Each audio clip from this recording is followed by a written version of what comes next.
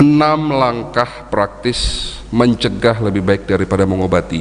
Yang pertama, mulai hari ini jangan makan malam, Pak. Bapak Ibu tidak perlu tanya kepada saya, dok saya sakit diabetes, yang boleh apa, yang tidak boleh apa. Insya Allah semua makanan baik, Pak. Gitu? Baik, Pak. Sate boleh nggak, Pak? Sate boleh nggak, Pak? Boleh. Duren boleh.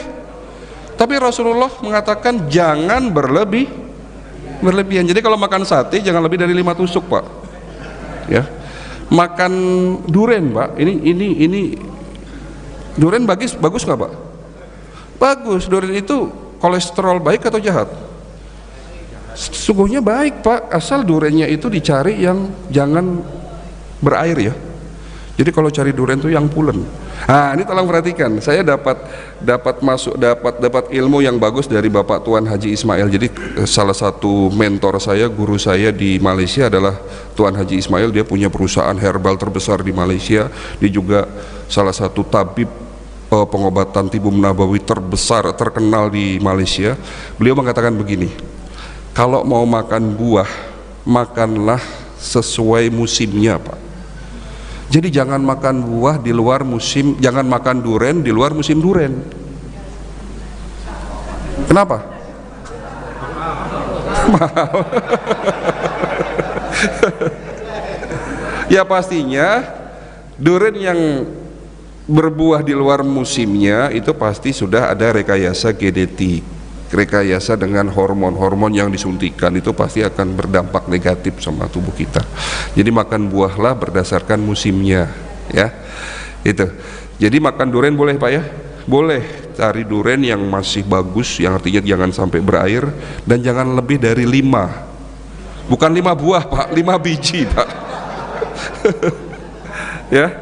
Oke. Jadi jangan salahkan makanan, ya. Rasulullah sudah mengatakan makan jangan berlebihan, sisakan sepertiga untuk makanan, sepertiga untuk air, dan sisanya sepertiga untuk udara. Dan jangan makan malam. Itu langkah pertama.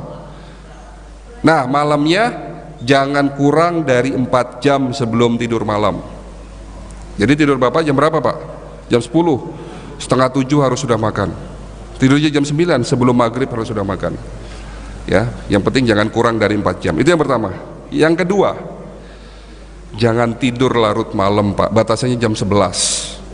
Jadi mereka yang kebiasaan tidur larut malam di atas jam 11 masih melek, akan terjadi gangguan yang ada di organ liver, dimana jam 11 sampai dengan jam 1 malam itu liver kita bekerja untuk melakukan detoksifikasi dengan syarat tidur harus pulas. Jadi kalau misalnya jam 11 sampai jam 1 masih melek, ya terjadi gangguan di liver pastinya, ya. Oke, itu yang kedua, jangan tidur larut malam. Yang ketiga, air putih, Pak. Air putih dijaga cukup, jangan berlebih, jangan kurang. Cukupnya berapa? Kurang lebih 2 sampai 3 liter. Rasulullah pun mengajarkan cara minum air putih, ada 6 sunnah di situ. Dengan cara duduk atau bersila dengan tangan kanan, seteguk demi seteguk. Jangan langsung 1 gelas dihabiskan dalam sekali tegukan. Jadi cukup 3 tegukan. Membaca basmalah diakhiri dengan alhamdulillah. Ini banyak sunnah yang diajarkan oleh Nabi. Ya, minum air putih caranya yang baik, pagi hari minum 1 gelas air putih, setelah sholat subuh minum 1 gelas air putih, sebelum mandi pagi minum segelas air putih hangat, sampai sore jam 6 dipastikan sudah 2 liter masuk dalam tubuh kita. Malam jangan terlalu banyak minum, Pak.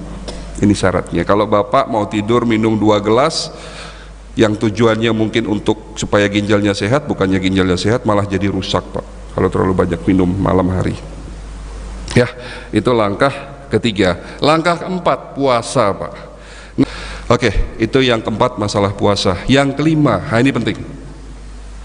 Ya, sebelum saya menjawab yang kelima, saya ingin sedikit menyampaikan sabda Rasulullah. Pesan Rasulullah begini. Rasulullah mengatakan, di dalam tubuhmu ada segumpal daging, dan jika segumpal daging itu rusak, rusaklah seluruh tubuhmu. Dan jika segumpal daging itu sehat, akan sehatlah seluruh tubuhmu. Dan apa itu segumpal daging? Segumpal daging itu sesungguhnya adalah hatimu. Ternyata hati yang dimaksud Nabi kita ini bukan liver, bukan jantung, tapi yang dimaksud Nabi adalah perasaan kita, hati kita, kolbu kita, jiwa kita. Jadi kalau perasaan kita gampang stres, ya gampang sakit Pak. Makanya Rasulullah mengatakan langkah kelima untuk sehat adalah jaga hati kita.